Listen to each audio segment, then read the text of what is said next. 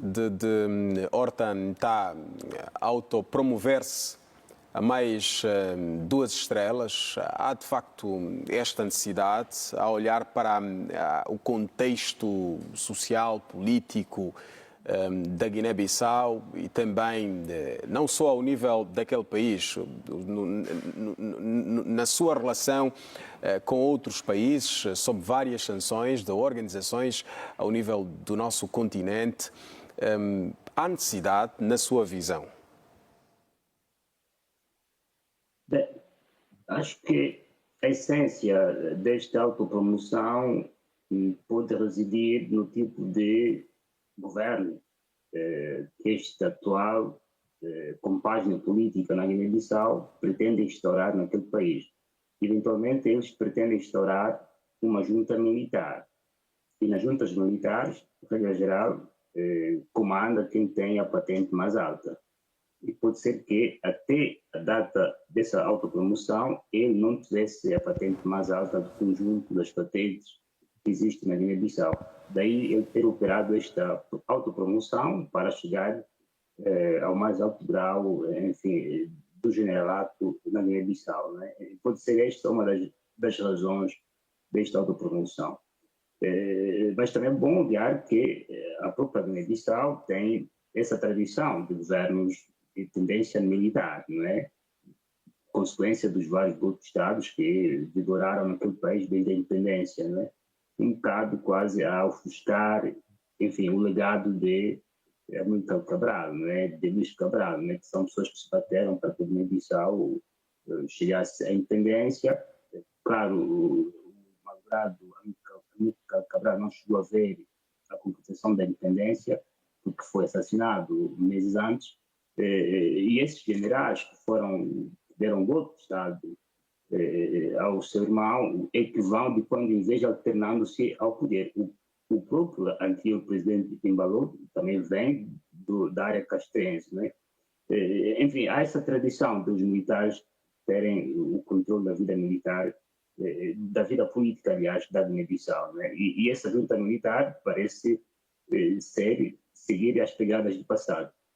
O facto de eles terem indicado a eleição para dezembro deste ano não quer dizer que vai haver uma sucessão externa a essa junta militar. Muito seguramente um deles será de novo ou será eleito como presidente da Guiné-Bissau. A exemplo, como aconteceu recentemente na Guiné, não é? Quando, enfim, o militar que fez golpe de Estado contra o antigo presidente realizou eleições este ano e é presidente, não é? Então, as juntas operam nestes moldes, né? Eles querem ter o poder na Guiné-Bissau, como sempre tiveram, e querem dar esse poder nas mãos do mais alto oficial, general, daquele conjunto de militares que controlam a Guiné-Bissau. Agora, eu vi o Mano Raimundo comparar um tanto quanto a Guiné-Bissau com Burkina Faso. Olha, há golpes de Estados que são meros assaltos ao poder, que é o caso da Guiné-Bissau, e há golpes de Estados que são atos de revolução popular, não é? O que há no Burkina Faso, o que há no Mali, o que há no Níger são golpes de Estados, os golpes de Estados, sim, violaram a Constituição, sim, são condenados do ponto de vista da Carta da União Africana, sim, mas não se pode esquecer, não se pode, enfim, reconhecer que são ações que têm apoio popular. O capitão Ibrahim Traoré, se calhar, é dos políticos mais populares em toda a África. Não sei quem é o mais popular dos políticos africanos nessa condição, né? Daí que mesmo se não chega ao poder por via democrática, as ações que ele está a levar a cabo são de revolução total, que vão seguramente criar as condições para que amanhã, se for instaurada a democracia entendida como sendo voto e transição política, o Estado tenha condições para funcionar sem grandes empecilhos, né? Então, há que distinguir essa coisa de golpes de Estados. Há golpes de Estados que são mesmo assaltos ao poder, querem um poder pelo poder, e muitas vezes mantêm o mesmo que houve no passado, mas há outros golpes de Estados que revolucionam tudo. E mesmo nessa componente, por exemplo, das patentes. O capitão Ibrahim Traoré continua capitão. Ele não fez autopromoção para dizer que não está interessado no poder, ele está interessado em servir o povo e há esse sucesso que lhe é reconhecido, quer a ele, quer também os seus colegas do Mali e do Burkina e do Níger, né? Mas voltando à Guiné-Bissau, enfim, a Guiné-Bissau deverá seguramente fazer um exame de consciência. Enfim, se quer ser um Estado funcional, e aqui concordo com o amigo Raimundo, se querem deixar de ser um Estado falhado ou a caminho para isso, devem fazer um exame de consciência, devem voltar às razões pelas quais o país GC lutou para a independência da Guiné-Bissau. Para que se fosse uma nação, enfim, soberana, independente, democrática, progressista, onde o poder fosse discutido entre iguais, entre os civis, né? E os militares estivessem a ocupar-se de garantir a segurança nacional. Quando os militares tomam o poder na Guiné-Bissau de forma repetida, anulam todo esse legado histórico porque o país GC se bateu e muitos dos meus filhos da Guiné-Bissau assim, perderam a vida para a conquista da independência nacional, né?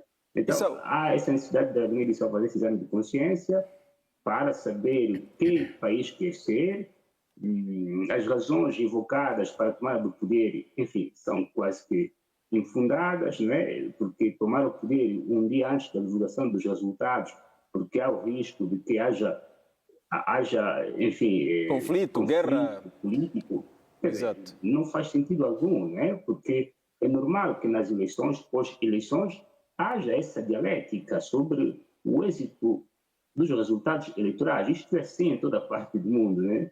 Os candidatos discutem, as massas discutem, mas depois, quando o Tribunal Constitucional valida os resultados, o candidato perdedor reconhece, digamos assim, que perdeu e o que ganhou governa o país. Agora, justificar que há risco disto não faz sentido algum. E mesmo, por exemplo, o antigo presidente da Nigéria, Goodluck Jonathan, foi indicado para mediar ou para representar a delegação da União Africana, aliás, da CEDEAO, para tentar mediar a libertação dos que estavam presos, disse claramente que é um golpe de Estado inusual, porque parece que o próprio presidente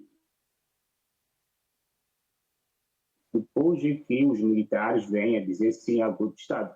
Então, houve qualquer arranjo ali, segundo informações que estão a circular, que fizeram com que se impedisse que o candidato do país GC não tomasse o poder, né? Então, é esta a ideia de assalto ao poder que estamos aqui a falar. E depois, para concluir, é bom também que se reveja aqui os mecanismos de sanção, quer da CEDEAO, quer da própria União Africana, porque tirar o Estado que faz golpe de Estado da organização, quer regional, quer continental, até aqui não trouxe mudança alguma, não é? Enfim, acho que deve haver qualquer mecanismo de reforçamento, de imposição da autoridade ferida, lesada, no seio do Estado, para que isso desencoraje outros futuros golpes de Estado ou outros futuros assaltos ao poder. Porque dizer se está sancionado, sai da CEDEAO ou sai da União Africana, isso resolve o quê? Ao fim e ao cabo, o que é isto, CEDEAO, o que é isto, União Africana, senão grupos que têm qualquer relevância diplomática, mas ao fim e ao cabo, enfim, sabemos muito bem qual é a relevância que isto tem, não é? Então, não funciona, não desencoraja, não impede que os outros Estados continuem a pular e pular ficar dentro, né? Então, eventualmente, essas organizações deveriam pensar em forças de reposição da ordem, né? Que haja uma intervenção, ou uma sanção que seja mesmo forte. Por exemplo, fechar o espaço aéreo daquele Estado, né? Fez golpe de Estado, fecha seu espaço aéreo. A União Africana declara espaço aéreo fechado para começar. 2, os portos estão fechados. Os militares têm bens estão sancionados. Não há venda de armas, né? Quer dizer, deve haver formas mais contundentes, né? Devem ser impostas aos golpistas para desencorajar, porque para dissuadir. A União Africana, exato. Marrocos ficou fora da União Africana por décadas ou mais de uma década continuam a existir, né? Então, esses mecanismos de sanção são também um tanto quanto contrários, porque não produzem o que se espera, isto é, o desencorajar dos outros A Estados, que dissuasão. infelizmente acontece. Exatamente. E só mais uma questão, de forma muito rápida. O atual líder de transição fixou datas para as próximas eleições na Guiné-Bissau. Fala-se em dezembro próximo. Está aqui algum sinal de que os outros concorrentes poderão ter a possibilidade de lutar pelo poder e de alguma forma de estabilizar politicamente aquele país, ou a olhar para as coisas como elas estão, os militares vão dando sinal de que não vão sair do poder e que é de resto uma iniciativa decorativa? A história dos golpes de Estado no nosso continente mostram que quem faz golpe de Estado, quando realiza eleições, é ele quem se apresenta às eleições e é ele quem vence as eleições. Não sabemos se na Guiné-Bissau será, digamos assim, a exceção à regra, não é? Veremos o que vai acontecer, mas se a história não estiver errada, também vai se repetir na própria Guiné-Bissau. Muito bem.